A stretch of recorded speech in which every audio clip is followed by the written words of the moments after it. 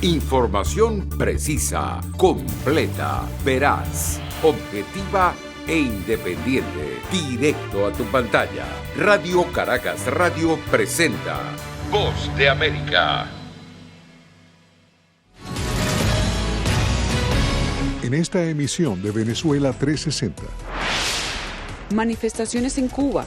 Cuba tiene alguna influencia en el aparato de seguridad y presuntamente en el gobierno de Maduro. ¿Cuál es la relevancia de esta movilización social en Venezuela? Un análisis B360. Inflación, inseguridad jurídica e incertidumbre financiera. El combo de la economía venezolana. Quitarle cero al Fondo Monetario es como echarle colorete a una llaga purulenta. Banco Mundial ubica a Venezuela como el tercer país del mundo con más riesgos para hacer negocios. Tras el impuesto de China al bitumen venezolano, ¿qué opciones le quedan a PDVSA? Quieren cumplir con las sanciones y desde los últimos 2 años han pagado casi o alrededor de $1 millón al año para hacer este cabildeo.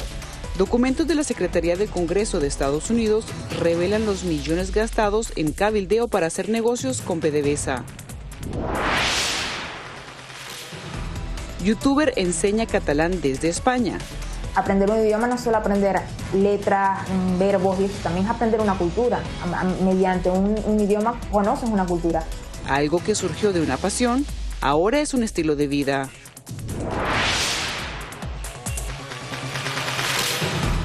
Bienvenidos a una nueva edición de Venezuela 360. Les saluda Cristina Caicedo Smith desde los estudios de La Voz de América en Washington. Mientras que en Cuba crecen las protestas en Washington, la Casa Blanca y el Congreso sopesan la respuesta de Estados Unidos al reclamo ciudadano y a las denuncias de abuso de la fuerza. En entrevista con Venezuela 360, analistas políticos coinciden en que la resolución del gobierno estadounidense debe darse en el marco de una política más amplia y abierta hacia Cuba y Venezuela. Ahora, vamos a hablar con Belén Mora. ¿Qué exactamente debería contemplar esa política según los expertos, Belén? Hola Cristina, y para algunos de los analistas con quienes conversamos, esas políticas deberían incluir, entre otras cosas, un acercamiento diplomático, el levantamiento de ciertas restricciones que alienten el turismo y el envío de remesas a la isla, mientras que otros consideran que la administración del presidente Biden debería mantener una política firme hacia La Habana, sobre todo en virtud de las recientes protestas. No obstante, en lo que todos coinciden es en el rol del papel del gobierno cubano en la crisis de Venezuela. Las voces de protesta en contra del gobierno cubano resuenan también en la capital de Estados Unidos. Cubanos y cubanos estadounidenses se congregaron frente a la Casa Blanca para exigir acciones concretas en momentos en que la isla vive movilizaciones sin precedentes recientes.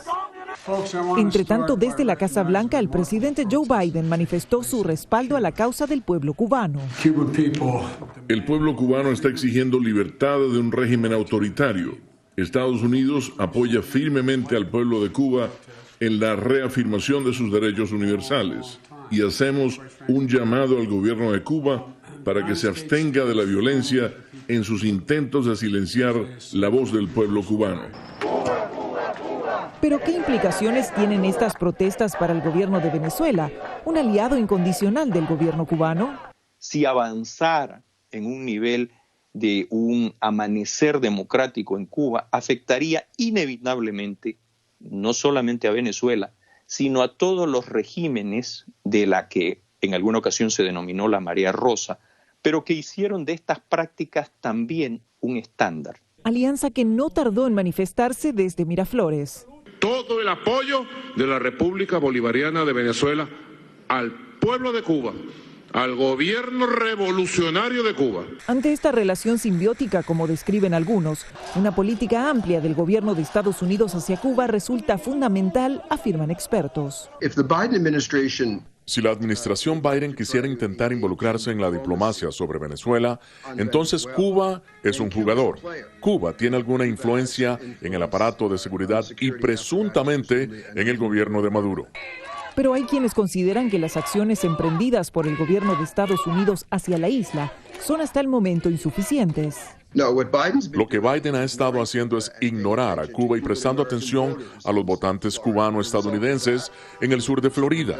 El resultado de eso, cuando algo efectivamente ocurre, es, por supuesto, sus oponentes políticos lo acusan de no tomar acciones y de no tener políticas. Pero no todos coinciden. En una reciente comparecencia, el senador Bob Menéndez reconoció que existe una revisión de las políticas de Estados Unidos hacia Cuba y que las recientes protestas podrían precipitar cambios.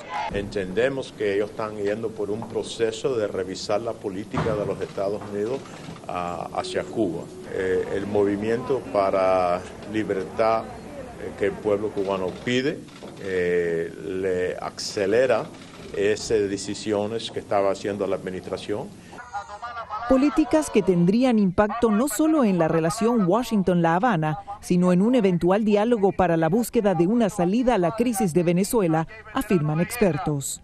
Belén Mora, Venezuela 360, Voz de América, Washington. Y por supuesto, Cristina, que en Washington crecen las expectativas acerca de cómo avancen estas movilizaciones en Cuba y la respuesta del gobierno de Estados Unidos. Cristina. Gracias, Belén.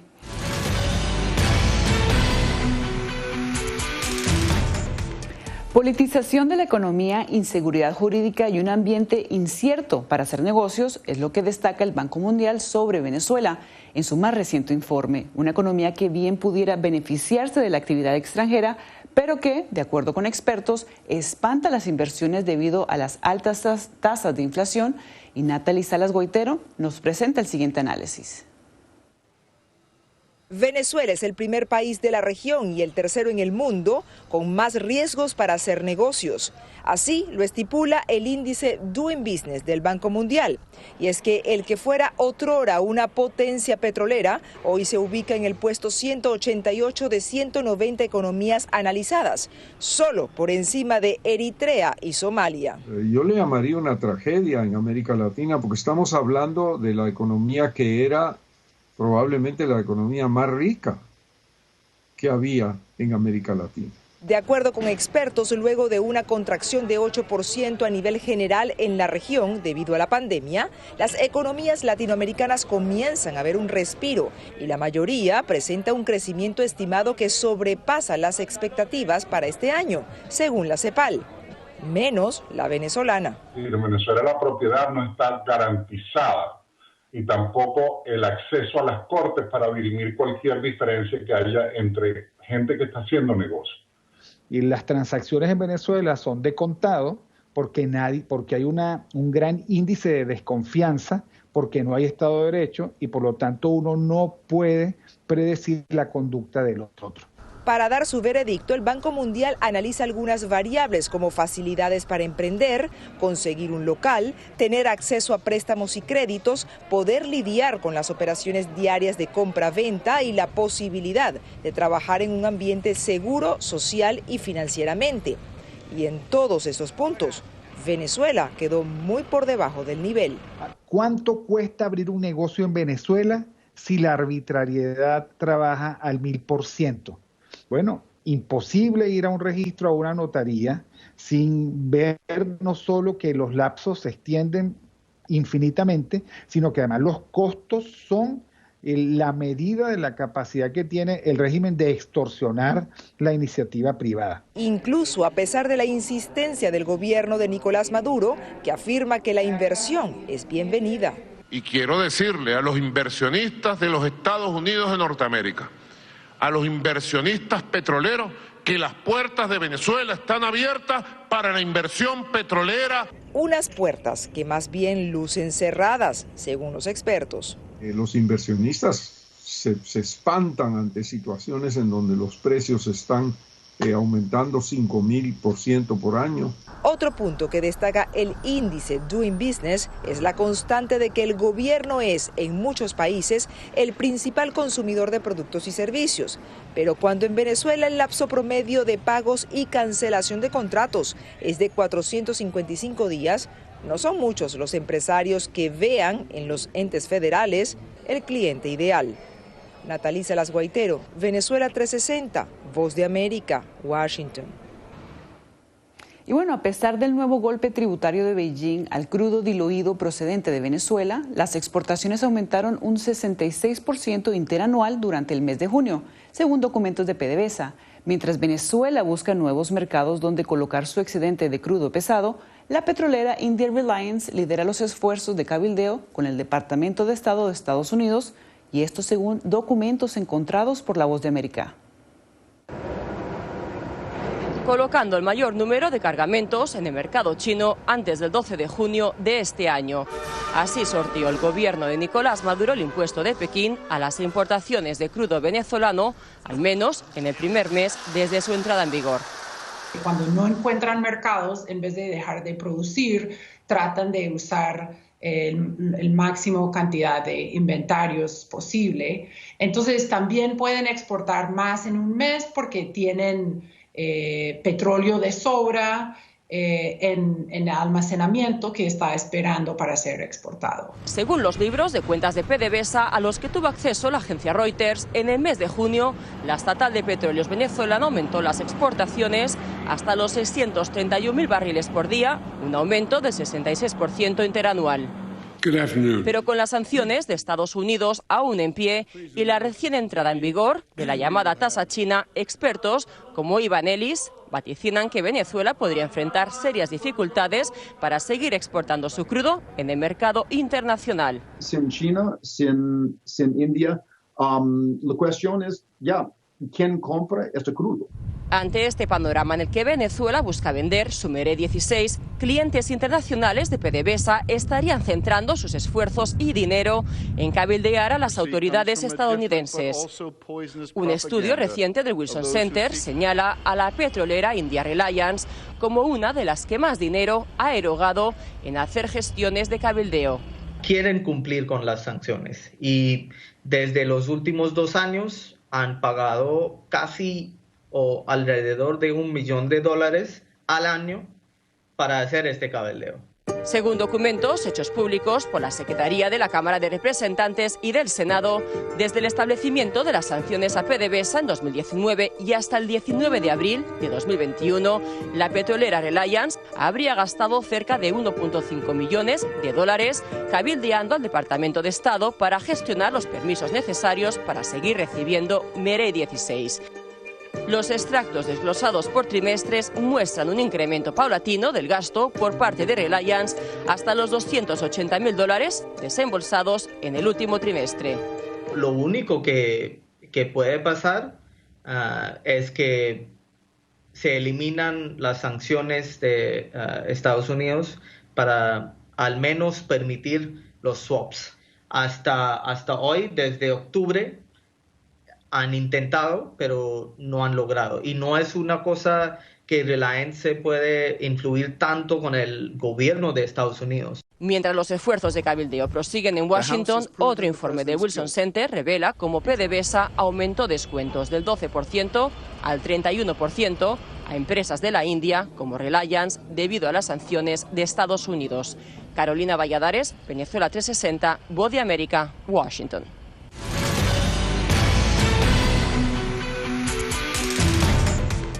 El Programa Mundial de Alimentos de las Naciones Unidas ya dio inicio al operativo para llevarles provisiones a los menores de 6 años en Venezuela, que son los más vulnerables por sus condiciones de desnutrición. El programa arrancó en el estado Falcón, pero el plan es extenderlo a todo el país antes de finales de 2023. Un gran alivio representa para miles de familias venezolanas la llegada del Programa Mundial de Alimentos de la ONU. La distribución de los alimentos comenzó en 277 escuelas del estado Falcón. Mensualmente se les dará a los padres de familia un mercado básico para alimentar a los menores. Se les entrega una canasta alimentaria para llevar a casa, que consiste de 6 kilos de arroz, 4 kilos de lentejas, medio kilo de sal ionizada y 1 litro de aceite. Deberíamos atender las necesidades de alrededor de 40.000 personas en el estado de Falcón en el mes de julio. Mientras las escuelas sigan cerradas por la situación del COVID, los padres deberán preparar los alimentos en casa, pero la idea es que los niños reciban sus raciones de comida en los colegios. Una vez que las escuelas abran, podremos empezar la rehabilitación de algunas cocinas que necesitan un poco de trabajo para que el programa se vuelva un programa de alimentación escolar en las escuelas. De acuerdo con la encuesta que realizó el Programa Mundial de Alimentos en 2019, el 24,4% de las personas en Venezuela sufre de inseguridad alimentaria moderada y el 7,9% sufre de inseguridad alimentaria severa, es decir, 1 de cada 3 personas en Venezuela tiene problemas para conseguir sus alimentos. Aunque haya suficiente alimentos en los mercados, lo que no hay es la disponibilidad económica de los individuos para acceder a esos alimentos. Entonces, la calidad de la dieta ha ido disminuyendo. Debido a lo largo que ha sido la crisis económica y social del país, cerca del 30% de los menores de 5 años padecen retardo en su crecimiento, según la encuesta nacional de condiciones de vida en COVID. Pudiera existir una tendencia a que existan en la población venezolana personas de estatura más baja que las que teníamos con anterioridad. Esto es recuperable, sí, en el futuro, pero tienen que pasar muchos tiempos, algunas generaciones, hasta que se recupera ese crecimiento lineal óptimo que todos queremos. Según la encuesta en COVID, cerca de 639.000 niños menores de 5 años sufren de desnutrición crónica y es en ellos en los que se enfocará el Programa Mundial de Alimentos para tratar de recuperarlos. Jaime Moreno, Venezuela 360, Voz de América.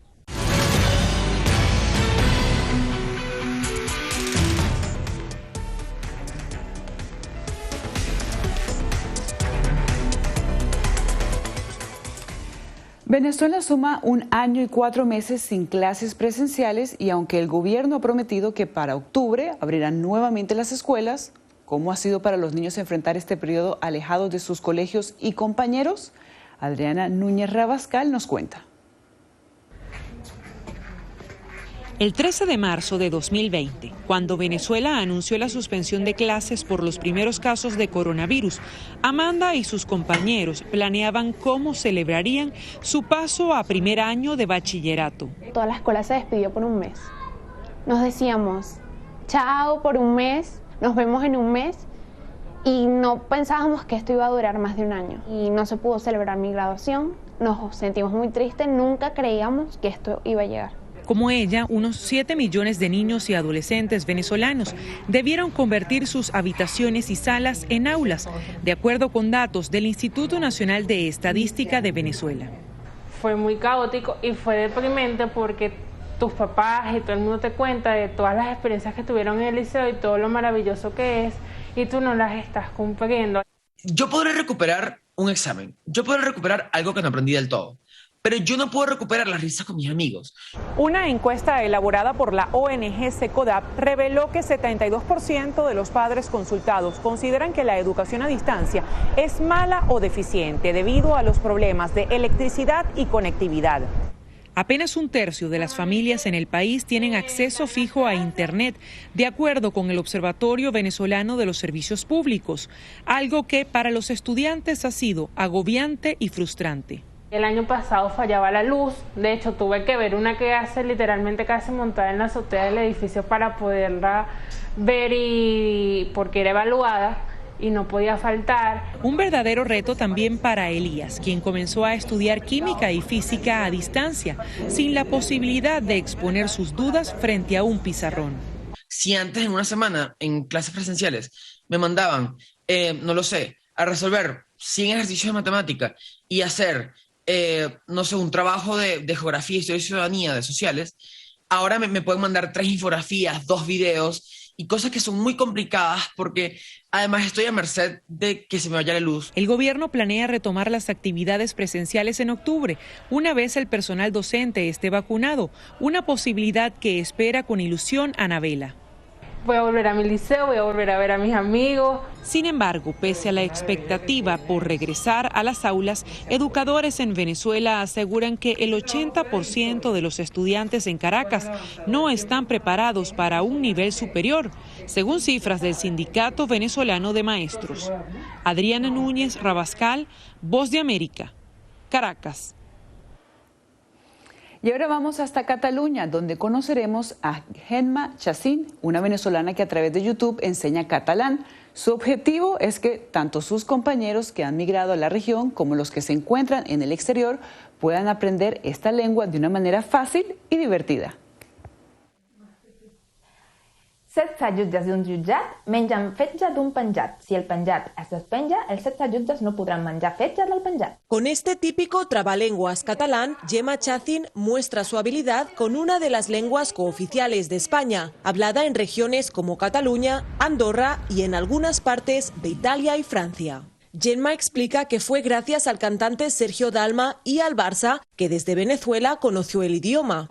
Y tanto fue y es su admiración por esta lengua que después de emigrar a Barcelona y tras haber asistido a un curso para aprender catalán, creó un canal de YouTube para divulgar su conocimiento.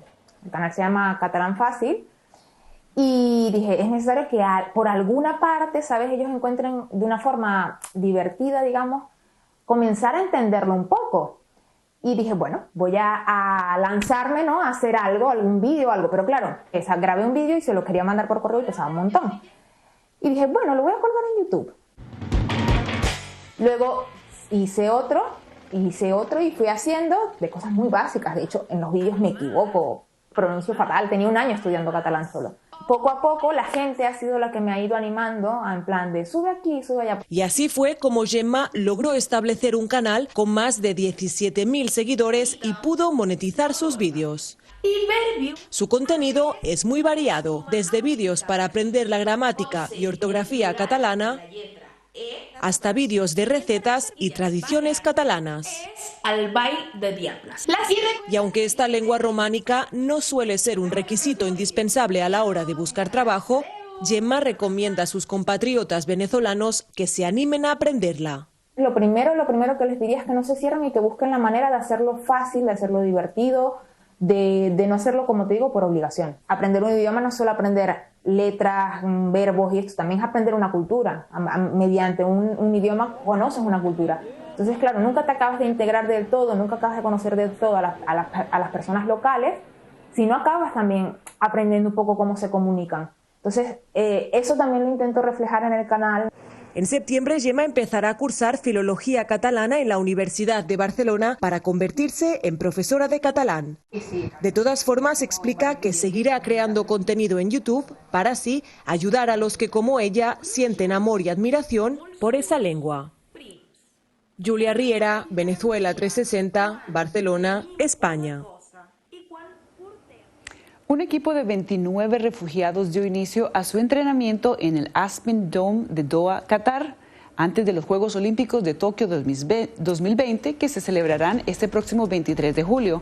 Atletas de 11 países, entre ellos Venezuela, Siria, Sudán, República Dominicana y el Congo, entre otros, conforman el equipo de atletas refugiados que competirán 12 deportes distintos, bajo una bandera común. El caraqueño Eldrick Sella Rodríguez integra este equipo y participará en la competencia de boxeo. El deportista llega con títulos de campeón nacional de Venezuela y subcampeón en Trinidad y Tobago. Y bueno, hasta aquí Venezuela 360. Gracias por acompañarnos. Les informó Cristina Caicedo Smith. Hasta la próxima. Recuerde que siempre nos puede seguir en nuestras redes sociales y en nuestra página web vozdeamerica.com.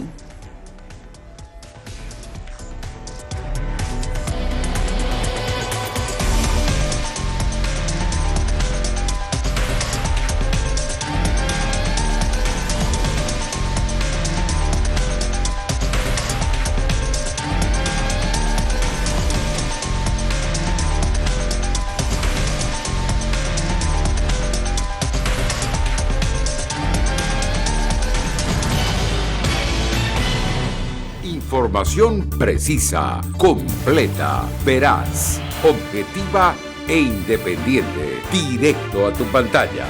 Voz de América en RCR 750.